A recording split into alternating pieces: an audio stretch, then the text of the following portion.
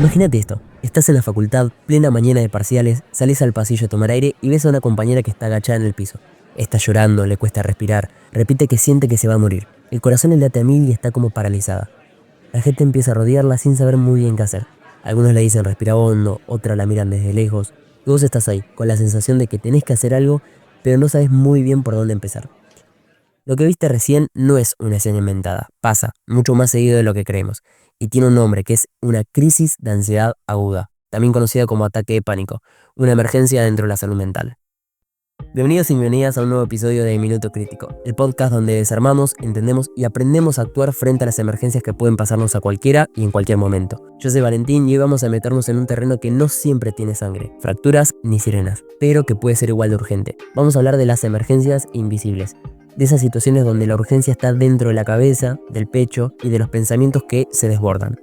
En este episodio vamos a usar el caso que te conté recién como hilo conductor para hablar sobre qué son las emergencias de la salud mental y cómo reconocerlas, cuáles son los primeros auxilios psicológicos y cómo podemos intervenir incluso sin ser profesionales, qué pasa cuando ya no alcanza el primer auxilio y hace falta la intervención de un equipo de salud mental.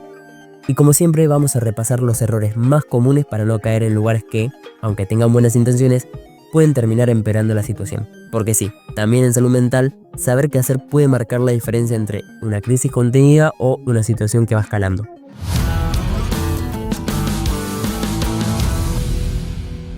Cuando hablamos de emergencia, lo primero que imaginamos es algo visible. Un accidente, una herida, una persona desmayada. Pero hay otras urgencias mucho más silenciosas que pasan frente a nuestros ojos y muchas veces no las vemos, o peor aún, las minimizamos. Son las emergencias de la salud mental, y si bien no sangran, pueden ser igual de peligrosas. Porque el cerebro también entra en crisis, y cuando pasa eso, el cuerpo y la conducta lo manifiestan de mil maneras distintas. Vamos a volver al caso donde abrimos el episodio. Acá está estudiante que, en medio de un examen final, empieza a temblar, a respirar agitado, se le llenan los ojos de lágrimas y no puede responder ni una sola pregunta. Está actuando, está exagerando, nada de eso, está colapsando. Y esa es una de las tantas formas que pueden tomar una emergencia psicológica. Entonces, ¿cuáles son esas situaciones que consideramos emergencias dentro de la salud mental? Empecemos con la primera, que es la crisis de ansiedad o el ataque de pánico. Uno de los motivos más comunes de consulta en las guardias. Las personas sienten que no pueden respirar, tienen palpitaciones, sudoración, miedo intenso a morir o a volverse locas. A nivel físico puede parecer un infarto, pero no hay alteraciones orgánicas, así que lo que hay es un cerebro que está en alerta, reaccionando con todo a un peligro que no siempre es real. Otra es la conducta suicida. Cuando alguien tiene ideación suicida, planifica o realiza un intento de suicidio, estamos frente a una emergencia de alto riesgo. Es una situación que necesita intervención urgente, sin juzgar y sin minimizar. Acá es fundamental no dejar a la persona sola y activar la red de salud lo antes posible. Otros son los episodios psicóticos agudos. En personas con o sin antecedentes psiquiátricos puede haber delirios, que son ideas falsas que no se pueden modificar con la lógica.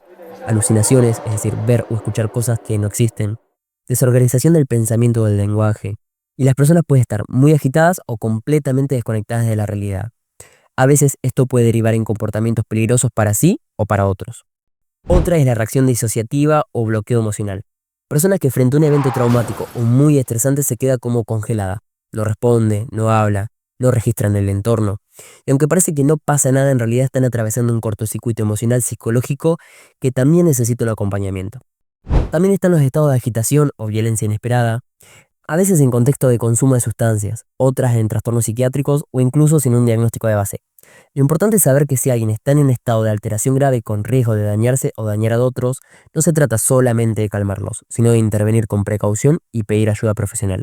Y por último tenemos las crisis en contexto de duelos, catástrofes o emergencias colectivas. Después de una pérdida, un desastre natural o un accidente masivo o incluso situaciones de violencia interpersonal, las reacciones emocionales pueden desbordarse por completo. El llanto, el silencio extremo, la negación, la ira o incluso la risa inadecuada pueden ser expresiones válidas de un colapso emocional. Entonces, cuando hablamos de emergencias en salud mental, no estamos hablando solamente de diagnósticos psiquiátricos. Estamos hablando de cualquier situación en la que la salud emocional y conductual de una persona se ve tan alterada que necesita ayuda en ese preciso momento. Y ojo, porque esto puede pasarle a cualquiera. A una persona con antecedentes o a alguien que nunca tuvo ningún síntoma previo, porque muchas veces las emergencias no avisan, solamente llegan. Y cómo respondemos en esos primeros minutos podría marcar la diferencia.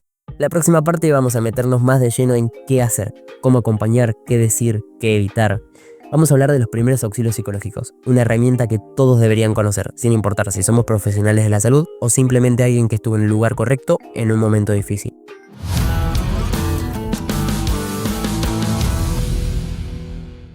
Ok, ya entendimos que una crisis de salud mental es una emergencia. Ahora viene la pregunta clave, que es, ¿qué puedo hacer yo si me toca presenciar una? Y acá aparece algo que muchas veces se subestima, pero es poderosísimo. Los primeros auxilios psicológicos o PAP.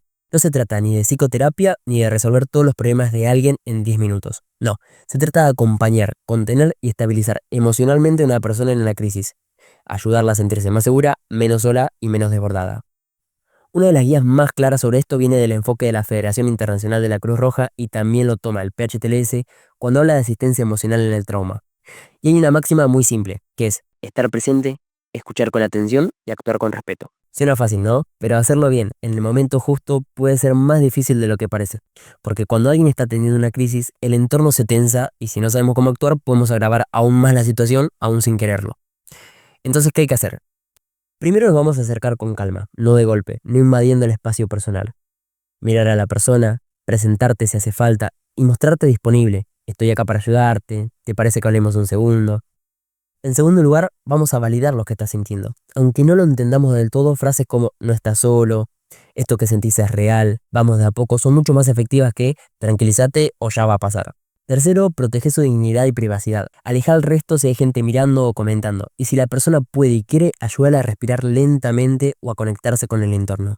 Técnicas simples como la respiración guiada o el enraizamiento pueden ayudar a bajar la intensidad del momento. Y cuarto, si la persona está muy desorientada, muy agitada o muestra ideas suicidas, no la dejes sola y activa el sistema de emergencias.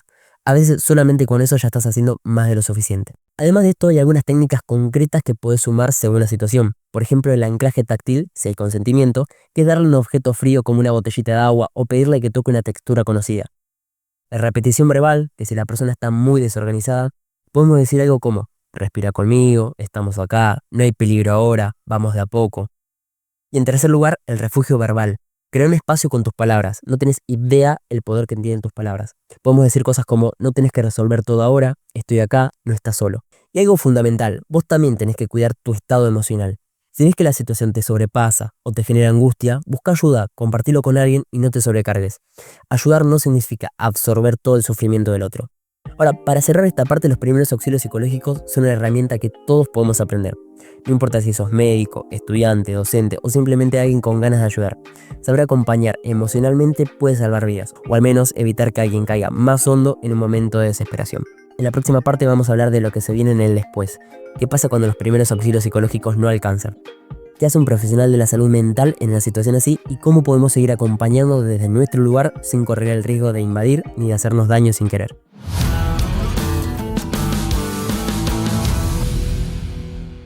Entonces volvamos con Sofía. Estás con ella. Le hablaste con calma, hiciste respiraciones, la ayudaste a volver un poco al presente, pero después de unos minutos te das cuenta que su angustia no baja.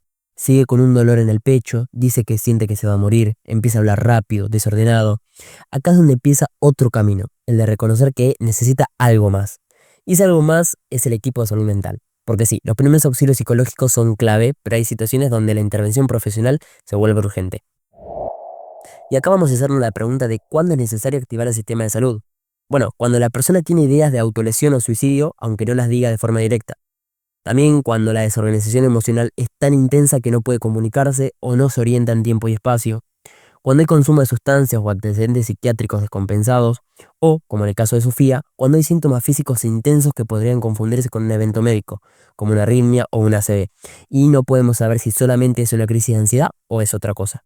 En estos casos, lo primero es no dejar sola a la persona y llamar al 107 o al número de emergencias locales. Explica con claridad lo que ves y sin necesidad de diagnosticarlo. Decirle, estoy con una persona que está desbordada emocionalmente, tiene dificultades para respirar, está muy agitada y no puede calmarse, necesita atención profesional. Y bueno, ¿qué pasa cuando llega el personal de salud? El rol del equipo prehospitalario, sea médico, paramédico, enfermero, es evaluar los riesgos, descartar causas orgánicas como una hipoglucemia o un infarto y estabilizar emocionalmente a la persona. Y si es necesario, derivarlo a un centro de salud con contención adecuada. En muchos lugares, además, se activa un protocolo de intervención en crisis con profesionales de la salud mental.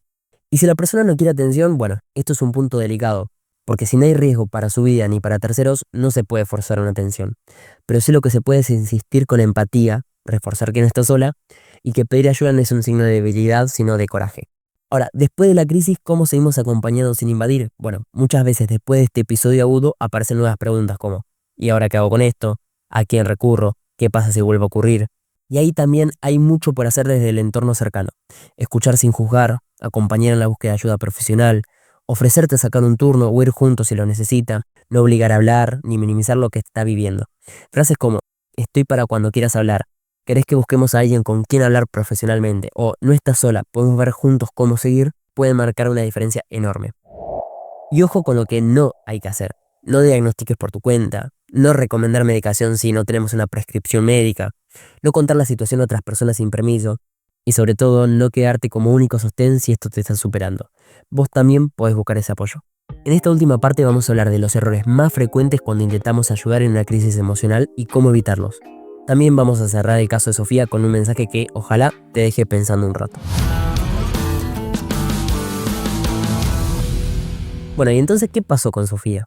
Después de ese momento tan intenso llegaron los profesionales del sistema de salud de emergencias y vos estuviste ahí, sin recetas mágicas, sin promesas vacías, simplemente estuviste.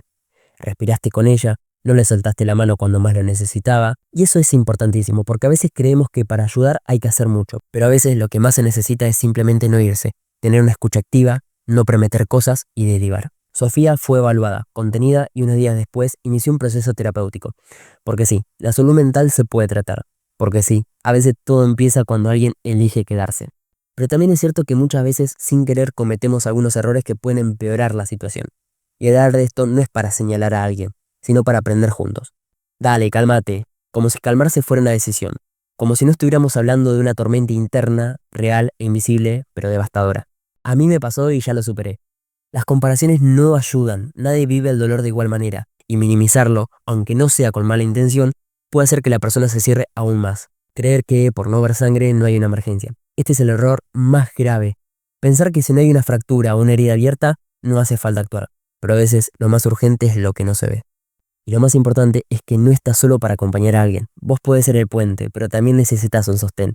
Los primeros auxilios psicológicos son eso, el primer paso. Pero después hay que seguir caminando. Y ahora respira conmigo. Volvé al caso. Sofía, en medio de la angustia, encontró en vos un espacio seguro, un refugio, un momento donde alguien no quiso apurarla, ni callarla, ni juzgarla. Y eso, aunque no te des cuenta, pudo haber sido lo que le salvó la vida. Porque cuando alguien está por caer, no necesita que le den la mano para levantarse. A veces necesita que alguien se sienta a su lado, en el piso, y le diga, estoy acá, no estás sola. Gracias por estar del otro lado, por escuchar con el corazón abierto y por entender que ayudar no siempre es curar, pero siempre es acompañar. Esto fue Minuto Crítico, el podcast donde aprendemos a hacer la diferencia incluso cuando parece que no podemos hacer nada. Si este episodio te llegó, compartilo. Tal vez alguien que lo escuche mañana sea el refugio de otra persona como Sofía. Nos escuchamos en la próxima.